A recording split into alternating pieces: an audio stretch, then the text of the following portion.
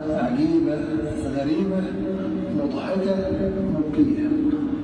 شاب يواجه أشباح من أجل الوصول إلى خدمة الناس.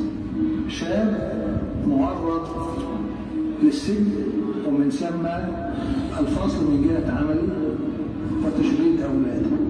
شاب يكافح يجاهد أمام قوى الشر وقوى الظلام. تخيل أن تجد نفسك تكافح لخدمة الناس وتحقيق طموحهم وآمالهم، وفجأة تجد نفسك في قفص الاتهام.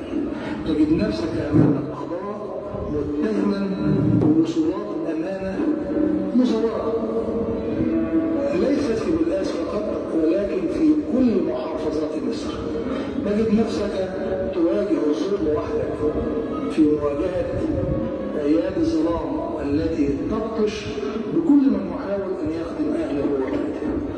وفي وسط هذه العتمة تجده يواجه القهر ويواجه الظلم بقول يا رب يا رب 2020 و2015 و2010 رشح للانتخابات البرلمانية.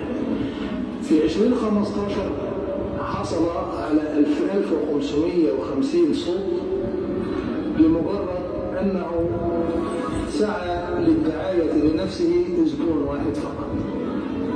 وكانت هذه المرة وسط عتاولة الانتخابات، منهم دكتور طلعت مطاوع، المهندس يوسف المغازي، الحاج حيام عامر، المرحوم فتحي الدولي وغيرهم من أباطرة الانتخابات.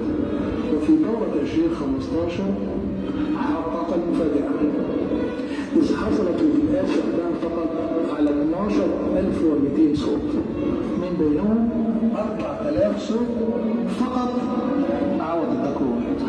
اليوم نحن أمام قصة عجيبة غريبة، أحيانا قد تبدو عجيبة وأحيانا قد تبدو مضحكة وأحيانا قد تبدو مبكية. لا أدري من أين أبدأ، لكنني أريد طرحها على الجميع ليعلم الجميع أن لأصحاب المبادئ في هذه البلد ظهر، والظهر هو الدولة التي تسعى للوقوف جنبا إلى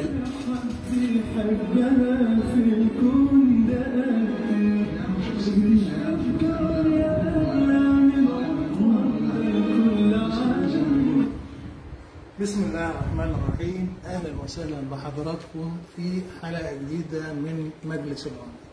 ضيف استثنائي، ضيف يتمتع بالفكر والعقل الرابع، ضيف عنده معلومة، عنده رؤية، عنده هدف، ضيف يكافح يجاهد يحاول خدمة أهله وبلده بشتى الطرق. ضيف ليس له ظهير إلا أخلاقه ومبادئه. ضيف يرى الواقع بعيون مختلفة. هو شاهد على العصر ولم لا، وهو الذي ترشح ل3 دورات متتالية حقق فيها كثير آلاف الأصوات دون إمكانيات مادية. ضيفي وضيفكم اليوم الأستاذ عوض الدكروري، ضيفا على مجلس الأمة. استاذ عوض، ازي حضرتك؟ اهلا ربنا يكرمك، شرفتنا النهارده في مجلس الأمة. الله يخليك، شرف كبير لي يا استاذ عباد محترم. ربنا يديك الصحه والفضل. انا سعيد ان انا جاي اعمل لقاء معاك، لان انت صاحب فكر وصاحب اسلوب راقي، ف يحترم الجميع، الجميع يحترمك بتكلم عليك كلام كويس. ربنا يديك الصحه والفضل. اتفضل عوض.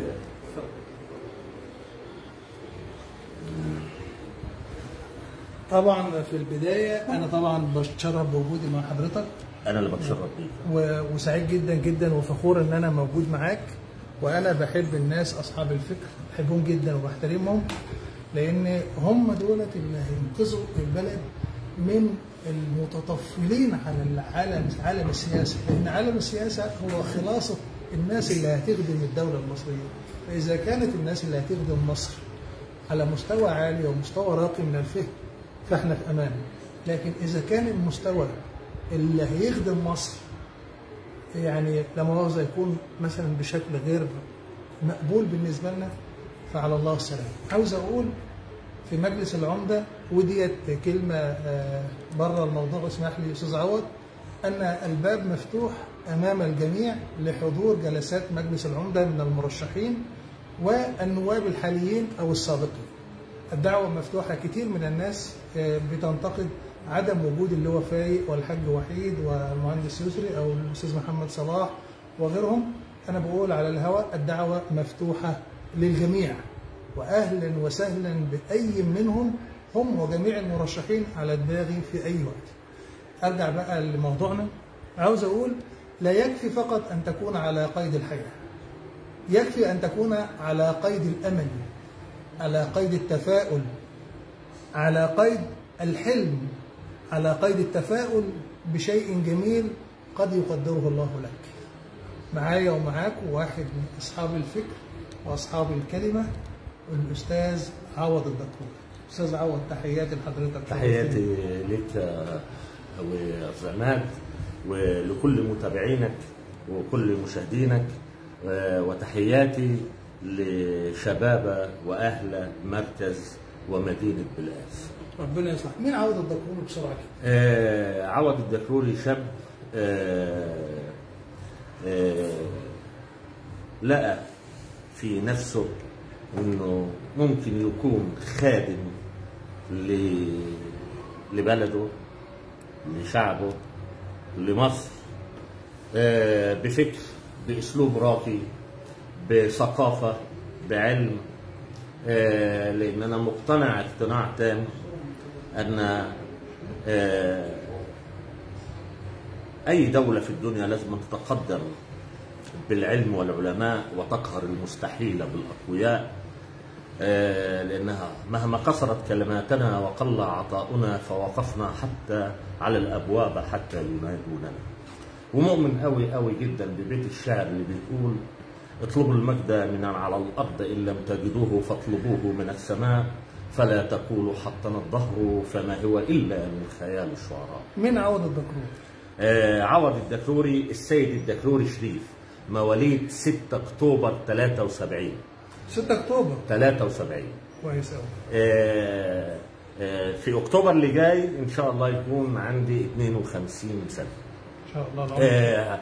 حاصل على ليسانس الحقوق، على دراسات عليا في القانون الدولي. سبق لي ان انا ترشحت في الانتخابات البرلمانيه. بدأت حياتي العملية موظف في شرم الشيخ في السياحة، ثم اتنقلت لشركة الكهرباء ولا زلت أعمل بها حتى الآن. ده إنسان بسيط، الناس سمتني ولقبتني سفير البسطاء، وأنا بعتز بهذا اللقب. إيه الحكمة وإيه الرابط ما بين عوض الدكروري وما بين البسطاء؟ ايه اللي بيربطك؟ ايه الرابط اللي بينك وبينهم؟ بص يا استاذ عماد، بص لو انت ما حسيتش بالناس عمرك ما هتعرف تخدم الناس. يعني ايه؟ يعني لو انت ما انتش طالع من وسط الناس الغلابه، الصنايعيه، العمال، الفلاحين، المدرسين، المثقفين، وعرفت مشاكل الناس كويس جدا جدا جدا، مش هتقدر لازم تحس بيهم علشان خاطر تقدر تساعد الناس، تساعدهم وانت نائب، تساعدهم وانت ما انتش نائب، تساعدهم باحساسك حاسس بيهم، لان لو حسيت بالناس هتقدر تحل مشاكلهم. عوض الدكروري عنده تاريخ من الخدمه الطويله جدا في مركز بلقاس. ايه برضه عاوز اوصل، الناس بتحبك ليه؟ الناس عشان صادق مع الناس. القبول ده بتاع ربنا. بص يا استاذ عماد، الصادقون تسبقهم افعالهم والمخادعون تسقطهم ندلتهم. الوطنيه شرف وانتماء وتتخدى بالشعوب بالعلم والعلماء. لو انت ما انت صادق مع الناس، الناس بتحس بالناس. انت لو ما انت صادق مع الناس مش هتكون صادقه معاك. والحب ده بتاع ربنا. الحياة السياسية فيها كتير من المغالطات والكثير من اللا أخلاقيات، اللي ممكن تنافي اخلاقيات عوض الدكروري. رؤيه عوض الدكروري لواقع الحياه السياسيه في الوقت الحالي. بص يا أستاذ عماد، للاسف الشديد تصدر المشهد الغوغائيين، انا اسف، وتصدر المشهد كل من هو كتب كلمتين على الفيسبوك عاوز يفرض رايه على الناس. لا، احنا بنقول، انا بقى بخاطب من منبرك هذا الناس المثقفين الواعيين الموجودين اللي بيسمعوني دلوقتي. عند اي استحقاق انتخابي لازما تطلع وتصوت، ولازما تختار اللي انت مقتنع بيه، لانك انت لو قعدت في البيت هتدي للناس دي فرصه ان هي تتصدر المشهد وتختار اختيار للاسف ما هواش اللي مطلوب للناس. فانا بقول لازما ما نديش فرصه للناس دي. اكتر حاجه مش عاجباك فيه؟ اكتر حاجه مش عجباني هو الناس ما عادتش بتقيم الناس الا بالفلوس. يا اخي، ان رسول الله عليه افضل الصلاه والسلام خير مخلوق بين الارض والسماء كان بيقول ان امي كانت تاكل القديد بمكه. اتمنى ان اصحاب الفكر مثقفين واعيين ما عادوش يقعدوا في البيوت، لازم يشاركوا، لازم يكون لهم راي، لازم يكون لهم تواجد حقيقي، علشان ما ينفعش ان احنا ندي صوتنا لجاهل او حاقد او موتور ونرجع تاني ونقول لا ده الراجل ده حلو ده الراجل ده وحش، ونندم في وقت لا ينفع فيه البكا والندم. انت شايف ظاهره كثره عدد المرشحين شايفها ازاي؟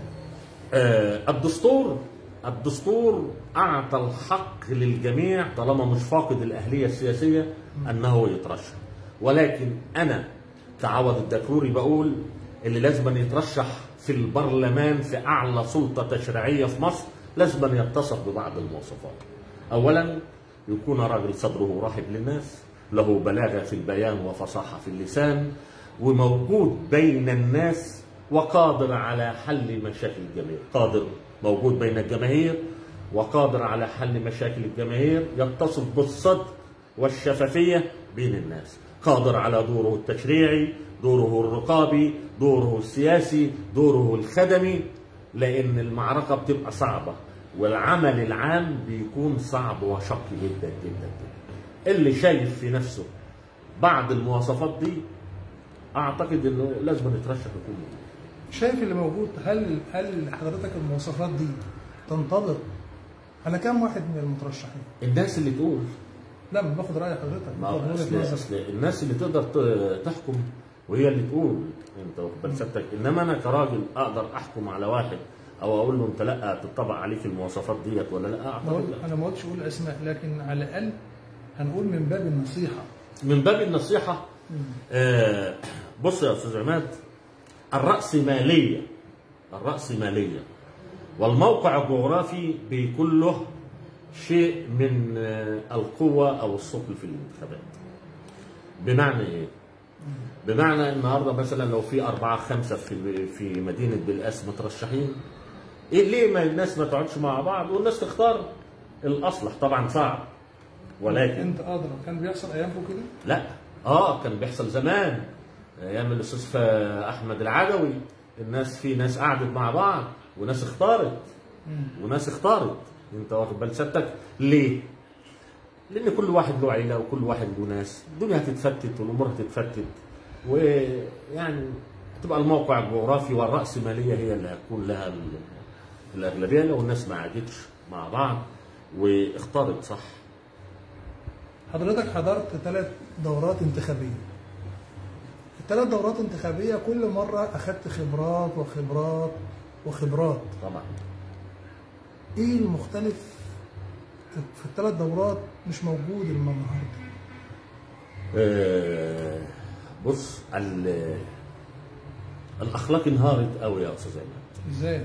الاخلاق انهارت، المبادئ قلت قوي، انت واخد بالك؟ كل واحد عاوز يطلع على حساب انه يهين او يقطع في سمعه الاخر، حتى لو بطريق ما هواش فيه مواجهه، انت واخد بال سيادتك؟ بدات الامور صعبه، الاخلاقيات بدات تنهار، الاسلوب بدا مش كويس، الناس ما عادتش بتسمع. في بعض الناس للاسف مستنيه واحد يدوهم جنيه او فلوس او حاجه من دي، في سبيل ذلك بيسيء في سمعه انسان، بيسيء بسمعه. ده ما كانش بيحصل ايامكم؟ مش بهذا الشكل، مش بهذا ال الاسلوب الصعب يا استاذ عماد. الاخلاقيات زي ما بقول لك انهارت، واي مجتمع الاخلاقيات بتنهار فيه ما بيكونش ما بيفرس. شايف الحل فين؟ من ناحيه ايه؟ الحل في الاخلاقيات دي. الاخلاقيات ديت الحل فيها هو الكتاب، المدرسه، البيت، الرجوع للعادات والتقاليد اللي تربينا عليها زمان.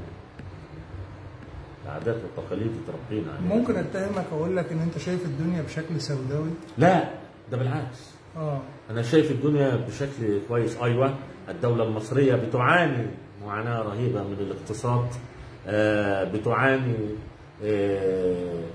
من عدم المسؤوليه في بعض قطاعات الدوله، ولكن هناك مشقه وهناك ضغوط رهيبه على رئيس الدوله الرئيس عبد الفتاح السيسي. اعتقد ان هو بيمر بمشاكل تأبى لها الجبال، ولكن كلنا بندعي له ان ربنا يوفقه في جميع المؤامرات اللي على الدوله المصريه. لازم نرجع. اسالك سؤال صعب شويه. لا اتفضل. جاهز؟ لا اتفضل. فضيت لك انت ما انا كنت حاسس ان انت متفضل. لا، انا عاوز اقول لحضرتك حاجه. اتكلم عن الدوله وما تعانيه الدوله المصريه من ضغوطات على المستوى الاقليمي والمستوى العالمي. هل النواب اللي بيترشحوا دول وهل المرشحين دول يعوا حقيقي ما تعانيه الدوله المصريه من ضغوط؟ بص يا استاذ عماد، لازم نكون صراح جدا. اصعب شيء ان انت تكون صادق مع نفسك. اصعب لحظات الانسان بيعيشها يكون صادق مع نفسه. اولا، كل واحد مترشح في الانتخابات يقول لك انا افضل مصلحه الناس عن مصلحتي الشخصيه، فهو كاذب. كل واحد، ولكن مش عيب ان الواحد يدور على وضعه الاجتماعي ووضعه المادي باسلوب كويس، ولكن اغلب الناس ما بيكونش عندهم الصدق والشفافيه. ما ردتش على سؤالي. اتفضل. ما براوغش والله. ما ردتش على سؤالي. اتفضل. هل المرشحين الحاليين يعوا ما تعانيه الدولة المصرية من ضغوط؟ اغلبهم لا.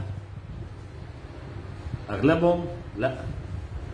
انا همشي مع كلامك وهتكلم على اللي عارفين. هل اللي عارفين اباحوا وقاموا بدورهم الخدمي في توعية الناس بما تعانيه الدولة المصرية من مشكلات ومتاعب وتحديات ولا لا؟ لا طبعا. قول كده. لا، كل المرشحين ما طلعوش بالدور اللي هو المفروض ينوط عليهم. يعني بمعنى ايه؟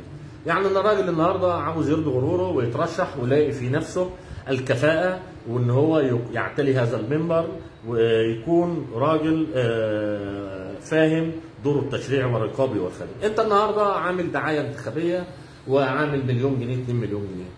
طيب ايه المشكله لما تتبرع للناس وما تعملش يفط ولا تعمل حاجات من دي ترفع وتحد من الحياه الاقتصاديه الطاحنه اللي البلد بتمر بيها؟ حد عمل كده يا استاذ عماد؟ انا برضو سؤالي رحت بيها في حته ثانيه.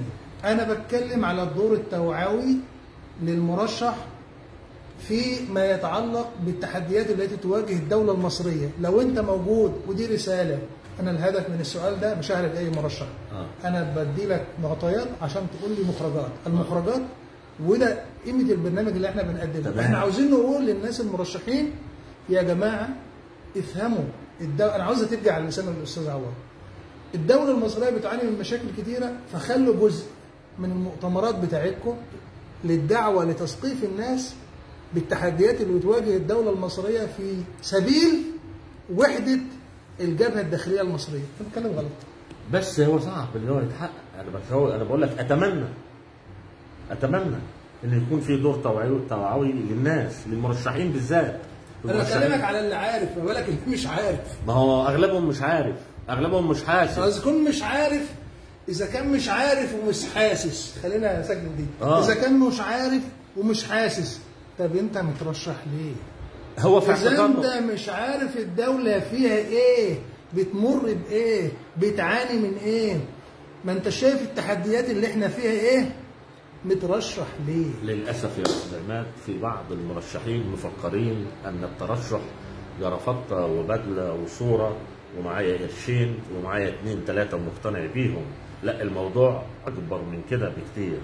اذا كنت انا في بدايه الامور قلت لك لو ما حسيتش بالناس مش هتعرف ترضي بالناس، لو ما حسيتش بظروف الدوله ومشاكل الدوله اللي بتمر بيها هتكون قاعد على كرسي هتعمل ايه؟ هتحس بالدوله ازاي؟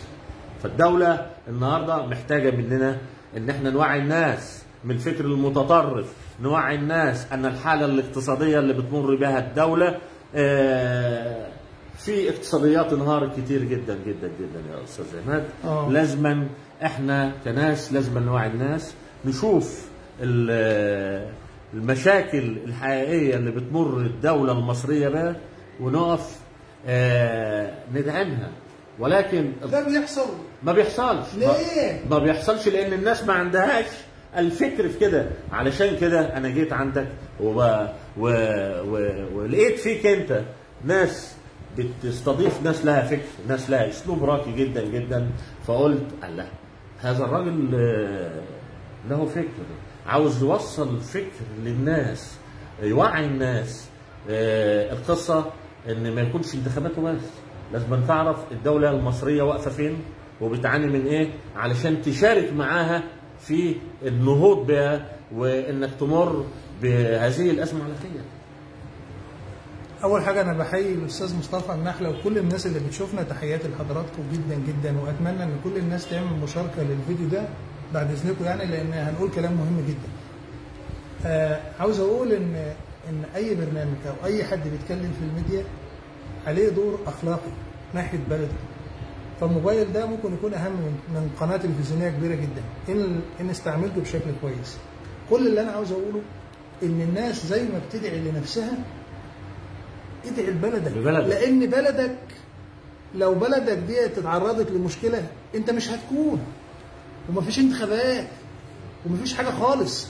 فخليك عندك الحد الادنى من الحب لبلدك. ان لم يكن عندك الحب الادنى من الحب لبلدك هتحب بلدك امتى؟ لما حبيتش بلدك في اثناء المشكله واثناء الازمه دي هتحبها امتى؟ طب هل تحبها بالكلام ولا تحبها بالفعل؟ طب تحبها بالفعل، هل انت واعي عندك من الوعي ان انت تحبها بالفعل؟ هل الناس دي عندها وعي؟ بص يا زعمات، انا ما بسقش لهم، عاوزين نطلع بره الانتخابات شويه. انا بتكلم الناس دي عندها وعي، مش دول اللي هيقودونا يا استاذ عماد. للاسف يا استاذ عماد، مش دول اللي هيبقوا نوابنا يتكلموا عننا يا استاذ عماد للاسف. انا عايزك تقول بمنتهى الحقيقه ومنتهى المصداقيه ورزقنا على الله، لان انا عندي في سبيل مصر ما عنديش مشكله، ممكن اخسر واحد صديق او بتاع ياخد كلام عن نفسه وحر. استاذ عماد احنا ما بنخسرش حاجه، احنا اهم حاجه بلدنا. استاذ عماد اهم حاجه هو ده. تعالى انا وانت نتفق على حاجه. اتفضل. في من الدول العربيه باقي غير مصر؟ لا. في، رد عليا، في باقي من الدول العربيه في باقي غير مصر؟ غير جيش مصر؟ استاذ عماد، اذا كانت الناس بتعاني من بعض الغلو في الاسعار، بعض الغلو في الكهرباء، في الميه، في البنزين، لكن يا اخي انت عندك دوله وعندك جيش وعندك رئيس وعندك مؤسسات دوله، غيرك بيدفع كتير ومش لاقي دوله، غيرك ما عندوش دوله، غيرك ما عندوش جيش. هل سمعت راجل من المترشحين بيتكلم بيخطب في الناس على الضغوط الرهيبة اللي على الدولة؟ حد شفته بيتكلم على الحالة الاقتصادية الطاحنة اللي احنا فيها، ان لازم يكون في ترابط ولازم يكون في تلاحم حول الدولة المصرية بجميع مؤسساتها، بالرئيس بالجيش؟ شفت حد بيتكلم على الإيجابيات اللي اتعملت في مصر؟ في بعض الناس المحبطين بيتكلموا على بعض السلبيات اللي موجودة في كل دول العالم. أستاذ عماد، القصة مش قصة راجل مترشح، احنا بنتكلم على دولة مصر يا أخي، مصر اللي الدول الدنيا كلها بتحارب فيها وواقفة صامدة شامخة. جاي تكلمني النهارده إن لم تخرج، أقول جملة كده، فضل. إن لم تخرج الانتخابات البرلمانية بالكلمة أو الفكرة اللي بيقولها الأستاذ عوض ودعم كل من ينتوي الترشح لبلده والتوعية، فمصر كسبت. لكن لو كانت الانتخابات بالمرشحين بالنواب في عالم شخصي، في عالم المصلحة، ومصر في حتة تانية، يبقى والله ما نستاهل نشرب ميه من البلد دي، والله مش هنستاهل، والله يبقى احنا مقصرين في البلد دي. والله ارجوكم حاولوا اسمعوا كل اللي يفيد بلدنا، لان احنا من غير بلدنا ما فيش انتخابات.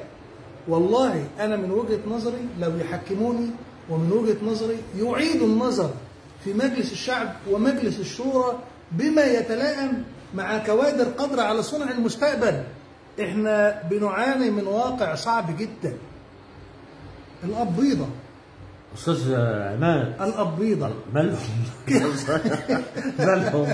مالهم مش حاسين ان احنا في دولة الكل تآمر عليها. مشكلة مين دي؟ دي مشكلة مين؟ دي مشكلة مين؟ دي مشكلة مين السبب في كده؟ السبب في كده ضعف الدور العربي.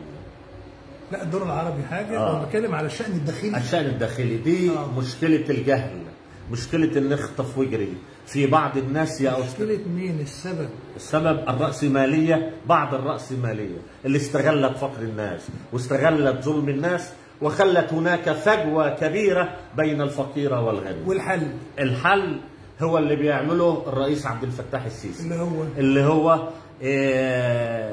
لازم تبني بلدك معايا، لازم تستحمل معايا. مين هو المرشح حاسس بك؟ هو اصلا عارف انت بتعمل ايه؟ هو المرشح عارف انت بتعمل ايه؟ ولا عارف الرئيس بيعمل ايه؟ احنا بس عشان ما نظلمش المرشحين كلهم، انا بقول بعضهم يا سيدي، بعض المرشحين. انا هقول لك انا حاجه، انا ما شفتش كل المرشحين، ما شفتهمش بيتكلموا عن مصر. انا بقول لك انا عن مسؤوليتي اهو، انا ما شفتش مرشح بيتكلم عن مصر. لا، ما هي مصر دي هي البنت الكبير بتاعنا. انا ما شفتش حد فيهم بيتكلم عن كده. بص يا استاذ عماد، مرارا وتكرارا بعدنا خالص عن المصلحه الشخصيه. احنا النهارده بنقول لازم نحافظ على الدوله المصريه، نحافظ على بلدنا، ما احناش هنتكل على حد. احنا علينا مؤامرات ضخمه جدا جدا جدا جدا. انا راجل مانيش غني علشان اتكلم الكلام ده، ما انا بعاني زيك، مانيش راجل مستفيد من الدوله، لا، لكن انا شايف اللي انت ممكن ما تكونش شايفه. بقول لك احنا مستهدفين استهداف اقتصادي، عسكري، جغرافي. بقول لك حافظ على بلدك. يجب على كل مرشح ينتوي الترشح ان يكون له دور يوعي الناس فيه، يقول لازم كلنا نقف مع مصر، نقف مع بلدنا اللي واقفه قدام المخطط الصهيوني لتهجير القضيه الفلسطينيه والقضاء على القضيه الفلسطينيه. انت واخد بالك؟ نرجع للشأن الداخلي في بالقاس. بعد ما تعبنا ومرضنا اتفقعت وحاسس بذنب وحاسس بقهر، والله حاسس بغصه. انا بقى انا اصلا زعلان قوي عشان تتكلم عن الدوله، عشان ما حدش، ما هو حضرتك شايف انا زعلان قوي ان الناس بتحب مصلحتها قبل ما بتحب بلدها. وانا يعني متاثر بصراحه، بس انا عاوز اقول حاجه. اتفضل. كلمت حضرتك عن القبيضه. عندما تكون الانتخابات لعبه ماليات، هذا يسيء لنا كمصريين كلنا على مستوى مصر كلها، ويسيء الاهل بالناس، ويفرز الأسوأ ويبرز عدم الضمير. تمام. الضمير استاذ عماد، تسمح لي من منبرك هذا اخاطب الشأن الداخلي في بلقاس. اولا امامك فرصه الاخيره لشعب بلقاس كله، الفرصه اللي تقدر تقف قدام صناديق الاقتراع بصوت حر تقدر تصوت فيها للي انت عاوزه. لم ولن تسمح لأبيض او مأجور او راجل مستفيد او ذو شخص او ذو مصلحه شخصيه انه يتحكم في راجل اللي انت تختاره. عضو مجلس الشعب ده له دور كبير جدا جدا في الدوله، له الدور التشريعي اللي بيشرع لك القوانين اللي بتيسر لك حالك، اللي بتخليك ما يكونش فيه بيروقراطيه عقيمه لا في الكهرباء والميه ولا جميع المصالح الحكوميه. دور سياسي، دور خدمي. اوعى تدي فرصه لواحد جاي أبيض وجاي له مصلحه شخصيه. اطلع صوت.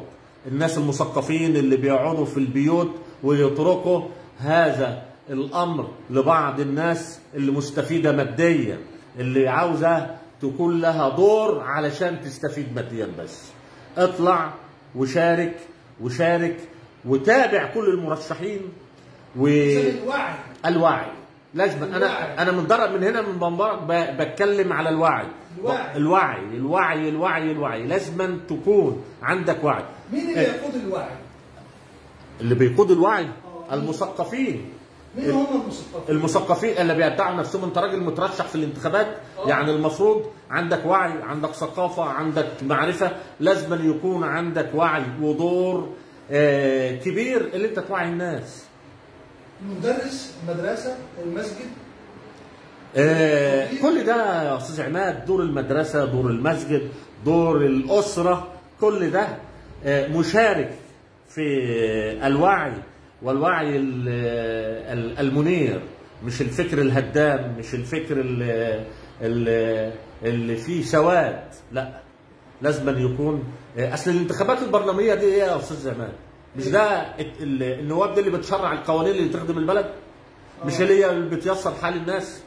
طب لما راجل يجي ينجح بالقبيضه، ينجح بالرأسمالية بتاعته، هو هيفضى يعمل مشروع ولا يموت على مشروع للناس؟ رئيس عبد الفتاح السيسي عاوز ناس تشتغل، ناس عندها فكر، عندها إخلاص، عندها ضمير، علشان ننهض ببلدنا، ننهض بالبلد دي يا أستاذ عماد، علشان نخلق مستقبل أفضل لأولادنا. إذا قلت إن الرأسمالية ضحايا، فعوض الدكروري أحد ضحايا الرأسمالية السياسية في بلقاس. تعرض لقصة أنا ممكن أكون أول مرة أعرفها، لكن تبدو محزنة مبكية. حاولت أنوه عنها في الفيديو، ولا أقصد حد معين بها والله، لكن ضحية. لكن أنا مش هتكلم فيها بالتفصيل، لكن أنا هقول له لو أنا قدامي شاب محترم ومؤدب وكويس وخدوم وكل المميزات اللي فيه كويسة، لكن لا يملك المال. هنا بقى يا استاذ عماد هقول لسيادتك على حاجه. واخد بالك؟ كان زمان العمده بيبقى نائب، وزمان ما كانش فيه حاجه اسمها فلوس. كان العمده دون بيشرع قانون، وراجل فاهم في القوانين، وبيصالح الناس، حتى اللي غضبانه من جوزها كان له دور، وبيخدم حتى الناس. ما كانش حد بيروح محاكم، ولا كان حد بيعمل مشاكل مع حد، وده كان اقل دور العمده بيعمله. العمده زمان لما كان بيبقى نائب، كان بيبقى ب 20-30 نائب من الناس الرأسمالي، بعض الرأسماليين اللي للاسف ما بيدوروش الا على مصلحتهم بس، اللي بيدوروا ان هم يكنزوا الاموال ازاي. عشان كده بقول للناس الا من رحم ربي طبعا، ان في ناس رأسمالية محترمه بتخدم مصر وبتخدم البلد في صور كتير، ولكن انا شايف ان دي فرصه عظيمه للناس ان هي تطلع وتدوس على بعض القبيضه، بعض المنتفعين. ازاي؟ الناس عندها ظروف اقتصاديه صعبه. بص يا استاذ عماد، احنا اتكلمنا في الاول وقلنا الناس كلها بتعاني من ظروف، الدولة المصرية بتعاني من ظروف اقتصادية صعبة، ولكن انا بقول ان انا مش راجل غني علشان اكون مرتاح وانا بتكلم، انا راجل بعاني زي اي واحد. بقول بلدنا لازم نحافظ على بلدنا، نحافظ عليها ان احنا ما نخليش واحد جاهل او موتور يعتل الكرسي عشان مجرد انه معاه فلوس. انت بتهرب من سؤالي ليه؟ انا بقول لك شاب محترم كويس معهوش فلوس يترشح، معهوش فلوس يجيب يافطه، نعمل ايه؟ لازم الناس تقف معاه. ناس مين؟ لازم الشعب يقف معاه. مين؟ لازم الناس يكون عندها وعي كبير جدا. على فكره انا بكلمك بكل طبيعه خالص، اكن انا قاعد معاك على المصطبه مفيش مشكله. يعني انا ما بحليش الكلام ولا بتزوق الكلام ولا حاجات من دي. احنا بنقول لو هناك شاب محترم مثقف واعي الناس بتشوف فيه ان هو قادر على دور التشريعي والرقابي والسياسي، يجب الناس تقف معاه. احنا دورنا على بتوع الفلوس ما لقوش يعني انت واخد بالك، ما كانوش اغلبهم على القدر اللي هو يرضي غرور الناس. فانا بقول لو هناك شاب كويس مؤدب مثقف واعي له وعي سياسي وموجود بين الناس، ليه الناس ما توقفش معاه وتجرب وتسيبك من الفلوس؟ مين اللي هيستفيد من الفلوس الا اصحاب الفلوس؟ الناس ما وقفتش مع عوض الدكتوري؟ لا، في ناس وقفت مع عوض الدكتوري، وفي ناس اقتنعت بعوض الدكتوري، وفي ناس مثقفين واعيين وناس جميع فئات المجتمع وقفوا مع عوض الدكتوري. ولكن يا استاذ عماد كانت الرأسمالية طاغية جدا قوي، كانت الفلوس كانت كتير. انت واخد بالك، الفلوس والرأسمالية حطمت طموح الشباب، الرأسمالية عجزت الشباب، الرأسمالية يا أستاذ عماد إلا من رحم ربي موتت فكر وأمال وطموح الشباب لغاية امتى؟ لحد الآن. ولكن أنا بدعو الناس اللي هي تكون عندها فكر، لأنك أنت النهارده لما تختار غني فقط، على فكرة في غني برضك مثقف وفاهم وبيخدم الناس. أنا بتكلم النهارده إن أنت النهارده معاك فلوس، أنت عاوز هيدي لك إيه؟ الراجل اللي مترشح ده أنت هتستفيد ب 1000 2 3 4 5 6 10000 جنيه، طب وبعد كده مش هيسأل فيه. لا، الشاب اللي عنده فكر وعنده ثقافة والقادر إن هو يخدمك هو اللي هيكون موجود معاك في السراء والضراء، موجود معاك في كل شيء. انت جربت الغني، جرب الفقير صاحب الفكر. جريت ورا الغني والفلوس، لا، جرب الفقير صاحب الفكر وصاحب الإرادة وصاحب العزيمة، ان هو يكون صوتك تحت قبة البرلمان، يكون شكلك يعبر عنك تعبير حقيقي. لان ما عادش بقى زي ما انت قلت الاقتصاد والناس طالع عينها، الظروف الجمت الناس الجامة، فلازم الناس تختار اللي يقدر يعبر عنهم، اللي يعبر عن مشاكلهم، مش يختار راجل يعبر عن جيبه. لا، احنا عاوزين نغير هذا الفكر، عاوزين نغير هذا النظام اللي هو ان انت معاك فلوس تنجح.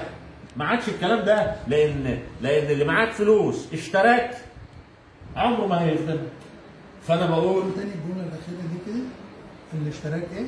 الاشتراك عمره ما هيخدمك، الاشتراك عمره ما هيقف جنبك، الاشتراك عمره ما هيخدمك، الاشتراك عمره ما هيحترمك. اللي معاه فلوس واشتراك عمره ما هيقف جنبك، دي النهايه. اللي معاه فلوس واشتراك عمره ما هيخدمك. بيبصوا لك ازاي؟ بيبص لك بصه احتقار بعد ما يقبضك في وشك، بعد كده اما تمشي ويبقى نائب، بعد ما يبقى نائب وهو مقبضك ولا حتى لو انت عندك اي مشكله ولا يخدمك ولا هيخدم بقى. ولو ما خدمكش كمواطن فمش هيخدم البلد، لان خدمه المواطن بتريح البلد، فبتحد من مشاكل البلد، فبتحد من الاعباء على الحكومه، بتحد من الاعباء على رئيس الدوله. فالنهارده لما انا اخدم المواطن هيكون سعيد مرتاح عنده رضا. انما النهارده لما انا اقبض المواطن وانا نائب لمجرد ان انا معايا فلوس، هو النهارده بعد كده النائب هيكون عنده سخط، ولما يكون عنده سخط السخط ده هيبقى على الدوله، صح؟ صحيح. فانا النهارده بخاطب الناس وبقول له اختار اللي يقدر يعبر عنك، اللي يقدر يعبر عن مشاكلك، اللي يقدر يعبر عنك تعبير حقيقي، اللي حاسس بيك. وقلت في بدايه الكلام اللي مش حاسس بيك عمره ما هيقدر يخدمك، واللي اشتراك النهارده عمره ما هيشتريك وهو نايم، واللي اشتراك النهارده بفلوس هيبيعك، واللي اشتراك النهارده مش هيخدمك، واللي اشتراك النهارده عمره ما هيقف جنب ولادك. انا شايف ان كلام جميل وكلام معبر عن ناس كتيره جدا محتاجه ان هي تقوله، والراجل المحترم ده قاله وبشكل واضح وبشكل صريح. لكن ماذا عن انطباع وتقييم عوض الدكروري لاداء نوابنا بدون ذكر اسماء على مدار 5 سنين، على مدار 15 سنه؟ والله على مدار 15 سنه هناك نواب اضافت للحياه الخدميه والحياه التشريعيه والحياه السياسيه. ولكن برضه انا عاوز اقول نقطه، هو انا النهارده عوض الدكروري بقاله 10 سنين نائب، بقاله 10 سنين نائب. هو بعد ال10 سنين عنده ايه عشان يديه للناس؟ يا جماعه اللي قعد 10 سنين ده نائب عنده ايه تاني علشان يديه للناس؟ فخلاص، فيعني مع احترامي للناس اللي هي انا ما بذكرش حد بعينه، ولكن انا بتكلم على مصر كلها. انت النهارده نائب قعدت دوره وقعدت الثانيه، انت واخد بالك عندك ايه تاني تعمله للناس؟ عندك ايه تاني جديد تخدمه للناس؟ عندك ايه تاني تقول للناس ان انا لا ده انا عملت كده واكمل؟ انت واخد بالك؟ ومع ذلك انا ما بعممش، في ناس قعدت 10 سنين ولسه عندها تاني وعندها الكتير ان هي تعمل، ولكن انا بتكلم على عموم مصر مش دايره بالقاس. النائب اللي قعد 10 سنين عندك ايه تاني تدهوني؟ عندك ايه تاني تعمله لي؟ لا، يبقى انا لما اختارك تاني يبقى ده نقصان في العقل، لما ارجعك تاني يبقى انا راجل هستفيد منك ايه؟ لا يا استاذ عماد، ما فيش واحد يقعد دوره واثنين، لازم أن يكون في تغيير، والتغيير لازم أن يكون في فحص ودرس ودرايه بالراجل اللي هتترشح فيه لاعلى سلطه تشريعيه في مصر. انت هتترشح؟ سؤالي يا استاذ عماد جميل جدا قوي. والله انا بدات اخد راي كل اللي قريب ليا، اخد راي بعض قرايبي، بعض اخواتي، بعض جيراني، بعض الناس اللي انا عشت معاهم وتعايشت معاهم، وفي خلال اسبوع 10 ايام هعلن موقفي بالظبط بعد ما اخد موافقه الناس. ليه؟ لان اللي ملوش كبير بيشتروا له كبير، وانا طالع من مكان عشت وتعايشت فيه، لازم اخد راي الناس، يمكن عندهم راي تاني في عوض الدكروري، مانيش هحقر عليهم. الناس واقفه ان هي تقف جنبي وتقف جنبي بصدق واخلاص، وهي عارفه ظروفي الاقتصاديه، هعلن ترشحي واعلنه بقوه، لان الناس دي هتكون السيف والدرع لعوض الدكروري ان هي يقدر يعمل معركه انتخابيه. ممكن اقول لك حاجه بس ما تزعلش؟ اتفضل. تزعل؟ لا. وعد والله. واحد اقول لك انت مسؤول. مسؤول؟ اللي يقول. بص يا استاذ عماد، بص يا استاذ عماد، اللي ترشح وفضل يكافح في الظروف الصعبه دي يقول لك مسؤول. انا بعتبر نفسي احسن واحد في مدينه بالقاس ومركز بالقاس كان ينفع نائب. انا بقول لك انا مرغوب في دي. انا بقول ان عوض الدكروري من احسن الناس اللي يكون نائب في البرلمان المصري. انت واخد بالك؟ ده مش غرور ولا ده ان من الشايف لنفسي، ولكن يا استاذ عماد ده انا شايف نفسي كده، ولكن انا معاك النهارده وبقول لك ان انا بتكلم اكن على المسطره، لا بزوق كلام ولا بعمل كلام حد. على فكره انت لو زودت الكلام انا مش وبقول اللي شايف ان هو لو ترشح يعمل مناظره مع عوض الدكروري للناس، انا ما فيش مشكله. تعالى كلمني في مفاهيم الليبراليه والديمقراطيه والعولمه، كلمني في مشاكل مصر الداخليه والخارجيه، كلمني في الاقتصاد، كلمني في مشاكل مصر الفلاحين والعمال اللي قاعدين على المصطبه اللي انا طالع منهم، كلمني في اي شيء، كلمني في الغلابه والفقراء والمطحونين اللي انا طالع منهم، هكلمك. انت واخد بالك، راجل حاصل على ليسانس الحقوق، دراسات عليا في القانون العام، اترشحت كذا دوره، راجل طالع من تحت رجلين الناس، راجل هكون صوتك، هكون صوت مشرف لك تحت قبه البرلمان. معنى كلامك انت مش راضي عن اداء النواب بصفه كبيره. هو ده الكلام اللي بيتقال، معناه كده، ترجمته كده. يا استاذ عماد، هو انا كراجل مواطن عادي، الناس اللي تحكم، لكن انا على رايي الشخصي في بعض النواب انا مش مقتنع بادائهم اساسا، مش موجودين. انت واخد بالك، مش موجودين نهائي. في بعض النواب في دايره بالقاس مش موجودين. انت واخد بال سيادتك؟ عاوز اسال سؤال واحد، فين النائب؟ يعني انا مش عاوز اذكر اسماء، انا مش عاوز اذكر اسماء لان انا راجل مش ما بخافش، لا، راجل برضه بنحترم الناس ونحترم الناس. في بعض اداء النواب انا مش مقتنع بيه. شو؟ طب ده وجهه نظرك ولازم تحترم، انا في السياسه طبعا، انا ما بغلطش فيه. لا خالص. انت واخد بالك؟ بقول في بعض النواب انا مش مقتنع بادائه. محدش هيجي يكلمك يقول لك الكلام ده، محدش هيجي يقول لك الكلام ده كله هيحل الليله وحل بتاعه ويعمل توازنات. انا بكلم للمواطن الغلبان، بتكلم علشان خاطر مصر، بتكلم عشان خاطر البلد، بتكلم علشان خاطر الناس اللي موجوده. انت واخد بال سيادتك؟ انما النهارده احنا هنقعد نجامل بعض على حساب مين؟ في بعض النواب انا مش مقتنع بهم نهائي، في بعض النواب مش موجودين اساسا، ما حسيتش بيهم يا استاذ عماد. ده رايي، يزعل من يشاء، يقتنع من يشاء، يعمل من يشاء، ده رايي.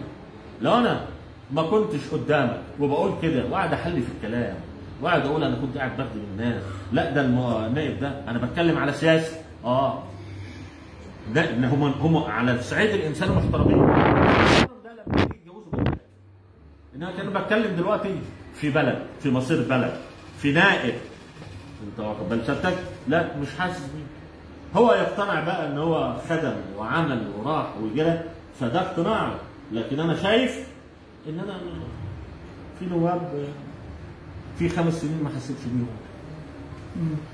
يعني ترى ضروره ملحه للتغيير مع وجود دماء جديده يا استاذ عوض. ومش اي دماء يا استاذ عماد، يا استاذ عماد اسمعنا عشان افهمك. مش اي واحد، لازم يا جماعه تحلل الشخصيه دي. هو النهارده ايه المشكله لما تسمع عوض الدكروري وممكن ما يعجبكش، تسمع علان ممكن يعجبك وتقتنع بيه، اللي بتقتنع بيه اقف معاه وسنده، بس اقتنع بيه لمقاوماته الشخصيه، اقتنع بيه اللي انت شايف فيه حاجه كويسه، اقتنع بيه اللي انت شايف فيه امل يكون صوتك تحت قبه البرلمان، تقتنع، مش تقتنعني بيه علشان عنده 50 فدان، وتقتنع بيه عشان معاه فلوس. هو يعني لو معاه فلوس وانت راجل فقير انت بتدي للغني صوتك، وانت لو عندك. اسالك سؤال تاني. اتفضل. طبعا انت قاعد بتدور على اسئله لان انا سخنان معاك. لا انت واخد بالك، ما حدش سخن معاك غير، لكن ان احنا ما احناش هنقعد. اسمعني انا معايا المفتاح. اسمعني بقى، احنا ما احناش هنقعد نجامل بعض على حساب البلد. هتجاملني ليه؟ انا لو بجامل مش عامل برنامج. اسمعني بقى، والله لو انا مش بتكلم عليك، انا بتكلم، انا بخاطب الناس. انا النهارده مش هجامل على حساب بلد. انا عاوز اسال سؤال واحد بقى، هو انت علشان مجرد غني اديك صوتي؟ عاوز اسال سؤال واحد بس، عشان انت مجرد غني انت فعلا تستاهل. وعلى فكره، وهذه في ناس في بالقاس لا اعتلت هذا الكرسي وغنيه وشغاله واشتغلت، انما الناس بتقيم الراجل هو داخل الانتخابات علشان خاطر فلوس. طب ما هو هيقيمك انت روح، الغني هيزداد غنى والفقير هيزداد فقر. انا عاوز اسال، انت بتدي للراجل الغني بس صوته؟ طيب في ال 20 سنه دول اللي انتوا اخترتوا فيهم الاغنياء والاثرياء والراسماليه، طب عمل لكم ايه؟ عملوا لكم ايه؟ ايه اللي حصل يعني؟ ازداد الناس فقر. بنعاني اهو، بنعاني من قوانين بيروقراطيه عارفين. ممكن اقول لك انت تعاني من مشكله اضطهاد في وقت ما، فعشان كده بتقول الكلام ده. لا انا عشتها، عشت المواقف دي، وانا بخاطب الناس، والناس اتغيرت رايها علشان خاطر 200 جنيه، والناس غيرت رايها عشان خاطر فلوس، والناس جملت ناس عشان مجرد ان هو غني. يا ابني هو هيدي لك من ثروته حاجه؟ هيدي لك يعني مانيش فاهم. اختار الاحسن، اختار الاصلح، ما تختارش اللي بيمثل عليك، ما تختارش الراجل اللي بيعمل فيها ان هو راجل برضك مثقف وفاهم وعلى حاجه من دي. انت راجل فاهم، المسلم كيس فطن يعرف الراجل اللي قدامه. انا جاي لك النهارده يا زعمان اكلمك وانا على المسطره. لا انا جاي لك اكلمك في مفاهيم ليبراليه وديمقراطيه وعولمه، ولا انا جاي اكلمك في دستور ولا قانون. انا جاي بكلمك النهارده بالفلاح اللي انا طالع منها. بالفلاحي بالفلاحي بالقاس وقراءة وستموني وجمصة. ماذا تفتقد مدينة بالقاس لم يحققه النواب من وجهة نظر عوض الدكروري؟ ما انا قلت لك ان في نواب قطعوا شوط كبير. انا عاوز بقى تذكر لي خدمات انت حاسس كمواطن عادي مفتقد للخدمات دي. بص يا استاذ عماد، اللي انا هقوله كبير قوي. بالقاس مساحه مركز بالقاس جمصة ستموني 23% او اكتر من محافظه الدقهليه. عدد تعداد سكان بالقاس تقريبا فاق 850,000 نسمه. مركز ضخم. هاجي اتكلم على مدينه بالقاس.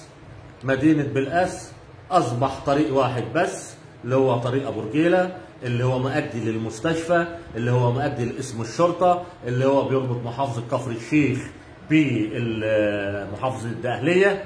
هذا الطريق بقى صعب جدا جدا المرور عليه. انا عاوز اعمل شبكه طرق بره بالقاس، جايه مثلا من على الطريق الدولي داخله من ورا عزبه الشرف لكفر الشيخ والمعصره، تمشي تفتح بالقاس الجديده، لان بالقاس كمدينه بالقاس 360,000 نسمه. ده بعد 10-15 سنه الناس هتمشي في الطرق دي ازاي؟ الناس هتمشي ازاي؟ الناس توصل للمستشفى ازاي؟ الناس هتعمل ايه؟ لازم نعمل بالقاس جديده وطريق جديد يخف من تكدس. ادي واحد.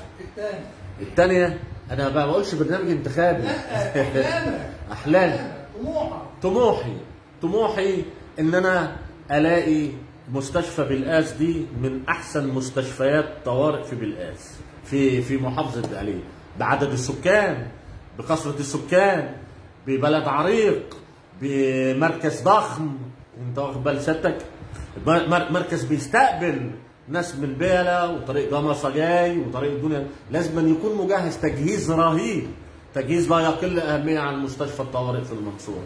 أشوف بلدي، أشوف نائب يعني في ديسمبر 88 كان رئيس مجلس الشعب دكتور رفعت المحجوب اللي موافقش وعارض أعضاء الحزب الوطني بمنع مجانية التعليم وإنشاء جامعات خاصة وإنشاء مدارس خاصة. لا، تعال النهاردة شوف الجامعات الخاصة اللي موجودة في مصر، مين اللي مستفيد بيها؟ الطالب بتاع الثانوية العامة اللي جاب 91% ونص ملحقش كليات القمة. تعال مدارس الخاصة، تعليم المجاني بدأ ينقرض، بدأ يبقى صعب. بدأ رجالات الأعمال اللي انتوا اخترتوهم بفلوسهم بدأوا يعملوا جامعات خاصة. بدأ النهاردة اللي معاه فلوس هيتعلم، بدأ اللي معهوش فلوس مش هيتعلم. اختار صح، اقف صح، اختار اللي يقدر يخدمك، مش اللي واخدها سبوبة ويخلي فلوسه تكتر على حساب الناس بمجرد ان هو دفع لك 1000 ولا 2000. فوق واصحى فوق، لان الامور بقت صعبه وكبيره. عوض الدكروري لو هو بيتكلم بحس بمراره شديده جدا في كلامك. بحس بمراره. انا قلبت عليك مواجهه.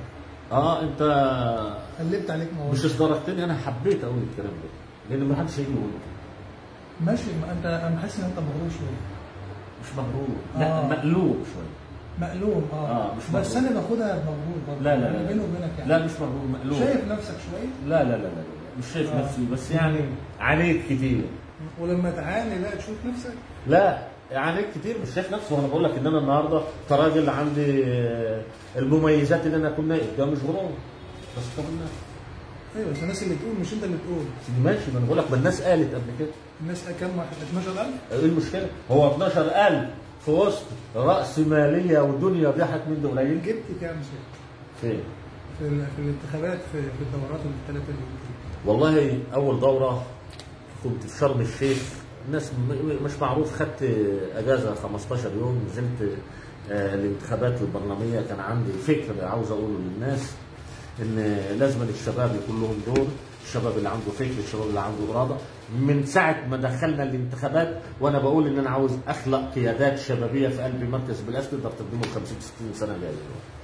القصه مين من الشباب تراه في مجلس في مدينه بلقاس عموما يصلح انه ممكن يكون كادر لعضويه مجلس نواب ويحقق الطموحات من وجهه نظر عوده الدكرور؟ بجد بالامانه انا شايف ان في كتير من المرشحين كويسين مجتهدين، كتير من المرشحين ينفعوا، خلي بالك، كتير من المرشحين ينفعوا يبقوا نواب، ولكن انا شايف القليل اللي صادق وعنده ضمير.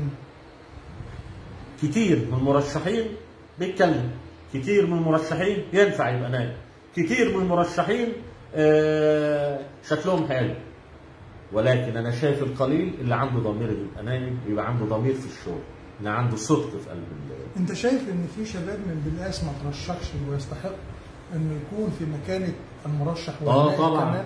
شايف ناس كتير جدا في مدينه بلقاس ذو فكر وذو علم وذو اسر عريقه ولهم دور خدمي، وشايف ناس احسن بقى من اي حد، ولكن للاسف هم عزفوا عن الترشيح. عزفوا ليه؟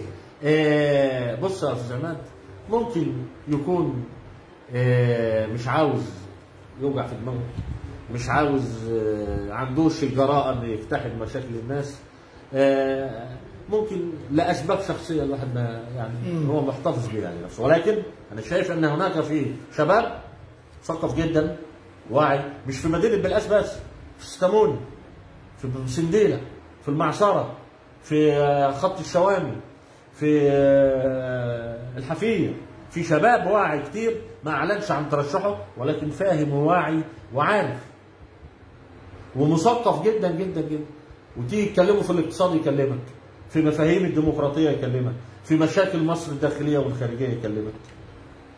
في حاجه انا ما سالتش فيها وانت عاوز تقولها؟ قول. انا كنت عاوزك تسالني وتقول لي يا استاذ عوض عشان ارد عليك واقول لك يا استاذ عماد، ايه في حد كان ينفع يبقى نائب و في المرشحين حد ينفع نائب في المرشحين اللي ترشحوا قبل كده مش الدورة دي وما حالفوش الحظ؟ انت واخد بالك؟ قصدك تسألني هذا السؤال، ما هو النهارده احنا مش بنتكلم الا في 20 سنة، كنت عاوزك تسألني تقول لي الله هو انت ايه نظرتك في التعليم؟ نظرتك في الصحة؟ نظرتك في مشاكل مصر الخارجية؟ مشاكل مصر الداخلية؟ أرد على حضرتك ببساطة جدا. أول حاجة أنا عارف إن كل عنوان أنت قلته يحتاج إلى سرد كمية كبيرة جدا من المعلومات، رقم واحد.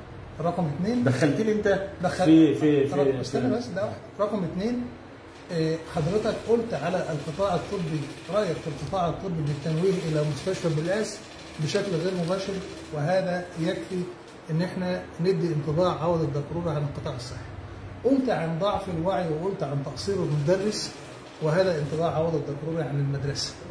اذا انا كعماد اتمنى ان الاقي حد يكلمني بتخصصيه في حاجات هي تحتاج الى ساعات، كل عنوان فيهم بيتكلم في ساعات. بس عناوين لكن حضرتك نوهت عن الكلام ده، وبالتالي انا عارف انطباع حضرتك عن القطاع التعليمي، عن القطاع الصحي، عن القطاع الاستثماري، عن قطاع الشباب، عن قطاع الناس الطبيعيه الموجوده بالقاس، وبالتالي انا قدرت، او المشاهد او انا ومن يسمعنا قدر ان هو يستشف وجهه نظر الاستاذ عوض في مختلف الحاجات اللي هو عاوز يسمعها. انا بس عاوز اطلع بره الموضوع خالص وانتهز هذا الفرصه واعزي نفسي واعزي بالقاس للاستاذ المحترم المحامي رضا عبد الشفيق اللي توفى من اسبوعين، لانه كان واقف معايا وقفه بطوليه.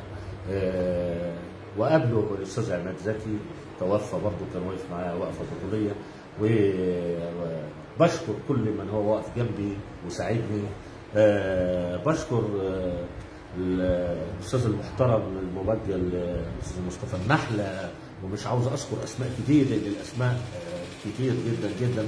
وقف معايا في توقيت بقى هذا الرجل لازم ادي لكل حق زي حقه يا استاذ. مين هو الرجل؟ استاذ مصطفى النحله اللي وقف معايا في توقيت اتعرض عليه فلوس كتيره فحس بعوض الدكتوري، وعملنا معركه انتخابيه كانت معركه مشرفه للغايه. اشكر كل واحد وقف معايا، كل واحد ساندني، كل واحد ادانا صوته، كل واحد حس بعوض الدكروري، كل واحد اقتنع بفكره عوض الدكروري. بشكره جدا جدا جدا. حتى بشكر الناس اللي هي كمان يعني ما اقتنعتش بيها بس احترمتني، بشكره جدا. ربنا يكرمك يا استاذ عوض، وانا سعيد جدا جدا وفخور بوجودك معايا. وانا والله يعني الحديث مع اصحاب الفكر والراي كتير جدا. استاذ جاد عبد الوهاب هو احد المثقفين بيتكلم ان المال لا يؤتي بنا. استاذ جاد عبد الوهاب كان ضيفنا هنا الاسبوع اللي فات. ده محترم، شخصيه محترمه. كنت انت بتستضيف ناس محترمه، الاستاذ عبد العظيم والاستاذ جاد والاستاذ محمد مسعود، ناس في قمه في الادب وقمه في الاحترام. يعني الناس دي اصحاب فكر، الناس دي اصحاب حياء، الناس دي اصحاب كلمه. ولكن في وسط الغوغائيين والقبيضه ووسط اللي فكر نفسه انيس منصور وقاعد يكتب لي على الفيس وقاعد واجع دماغنا وقاعد يكتب لي، ولا اللي قاعد يتصور مع كل مرشح وعاوز يكتب لي فيها بوست والناس ترد عليه، الناس دي لازم تبان اكتر واكتر. الاستاذ عبد العظيم خليفه راجل محامي قديم، محامي محترم، راجل قانوني. الاستاذ جاد ده لتاريخ للبلد، هو كان بيلعب رياضه. الاستاذ محمد مسعود راجل محترم ذو فكر. الناس الكبيره دي لازم يكون لها دور كبير في المجتمع، لازم تكون مين يكبرهم؟ امثال الناس اللي حاسه بيهم. لازم نقف مع الناس دي لان الناس دي صاحبه فكر، الناس دي صاحب علم. ومش عاوزين بقى نرجع لورا تاني، مش عاوزين نرجع لورا. ده انا بشوف ناس يا استاذ عماد بيكتب بوست بيحسسني ان هو انيس منصور. انت واخد بالك؟ بيحسسني ان هو احمد امين، بيحسسني ان هو بيتكلم في الاقتصاد ويتكلم. وللاسف باجي ابص الاقي واحد ولا اتنين اللي بيقولنا عليه وبيكتب تاني مش حاسس بنفسه. ما انا قلت لك في الاول المرشح لو ما حسش بالناس مش هيعرف يخدم الناس. الراجل لو ما حسش بنفسه وعيوب نفسه مش هيقدر يغير من نفسه. انا سعيد جدا جدا. ما كنتش جاي اتكلم في الكلام ده خالص، انت خدتني في حته ثانيه خالص. ما هو انا ما خدتكش في حته ثانيه، بس انا جيت معاك لان انا حبيتك. ربنا يديك الصحه ويحفظك عمر. انا سعيد جدا جدا، وانا بحب الناس الصادقين البسطاء المحترمين، لان انا واحد من الناس المساكين والبسطاء وابن البسطاء وابن المساكين، وطالع من بيئه اذا كان لي حاجه افتخر بها فانا افتخر ان انا ابن الناس المساكين. ربنا يبارك لك يا استاذ عماد، شخصيه محترمه وشخصيه جديره بالاحترام. الله يكرمك. يعني انا بقول لك انا ما كنتش اتكلم في هذا الكلام. انا بحسبك هتسالني تقول لي اما اختبرك ثقافا الفرق بين الديمقراطيه والديكتاتوريه، الفرق بين اقتصاديات اللي نهضت بها بنجلاديش ومهاتير محمد بالاقتصاديات اللي في الدول الناميه. كنت جاي على اساس تختبرني ثقافيا وتاخدنا حتمين دي، بس انت كلمتني على واسالتني اسئله فيها مراره شويه بالنسبه لي، لان انا خضت تجارب ودقت فيها الالام، ولكن بسم الله الرحمن الرحيم. يمكرون ويمكر الله والله خير الماكرين. اللي انا عاوز اقوله لا يبقى الا الفكر، لا يبقى الا الاخلاق، لا تبقى الا العلم، مهما رحت مهما جيت لا يبقى الا الضمير، لا يبقى الا الاخلاق.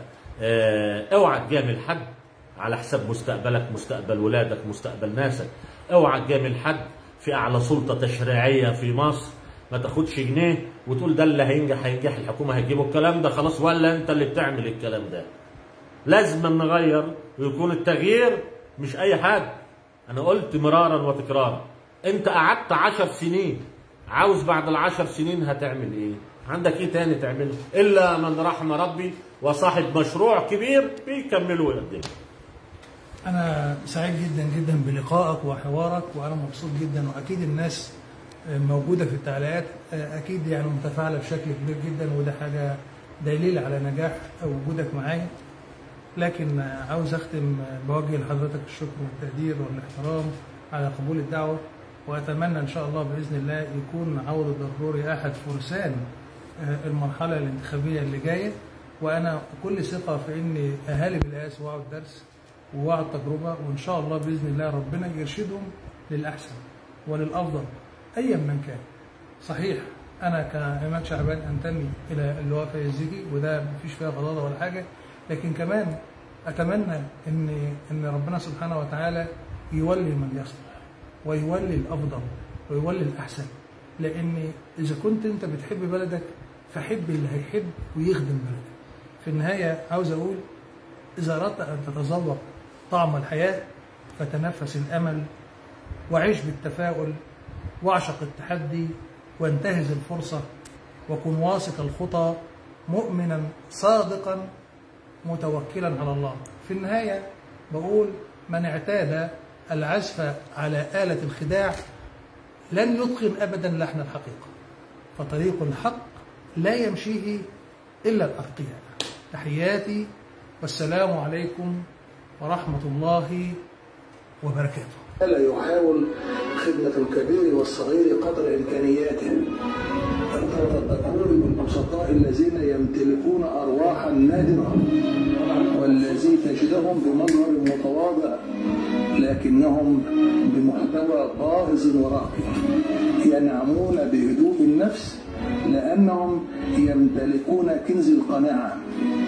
الدكروري الذي يتمتع بالبساطة وعدم التعقيد عمل بقطاع السياحة ثم انتقل إلى العمل بقطاع الكهرباء. يواصل الدكروري دراسته في مجال الحقوق لاهتمامه الشديد بالأمور السياسية. شارك الدكروري في الانتخابات البرلمانية لأكثر من مرة، حوز خلالها على آلاف الأصوات، لكن سطوة الكبار وسيطرة الإمكانيات المادية حالت دون تحقيق أفكاره وطموحاته في الوصول إلى كرسي مجلس